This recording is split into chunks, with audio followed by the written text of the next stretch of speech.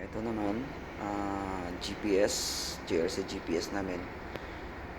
Para mapalitan mo yung, kasi lahat ng equipment namin dito, radar, ECDIS, dito siya kumukuha ng details kasi ito yung sensor, dito sila nakakonect lahat. So, pinapalitan mo yung mga ang sound description dito.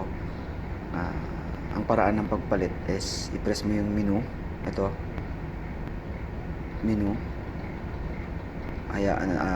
Mas paliwanagan, adjust natin yung dim para kasi medyo madilim kasi araw nga. Okay, scroll down ka, may arrow down, punta ka sa system. Ayan, medyo madilim nga lang, system. Press mo yung enter.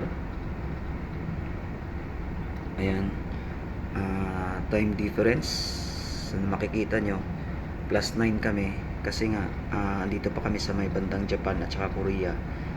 So ngayon is February 10. So ang plano ko, mag-adjust ako magre-retard ako ng 1 hour 2 days before ng China kasi China yung discharging port namin. So para ma-adjust mo siya, yung time difference, hindi mo basta-basta ma-adjust yan, kahit anong press mo dito, hindi mo siya ma-adjust, not unless kung ilong press mo yung asterisk na ito, asterisk, kasama asterisk at saka yung menu. Long press mo yung asterisk, sabay menu ng 3 seconds, about almost 3 seconds, tapos pwede mo nang palitan.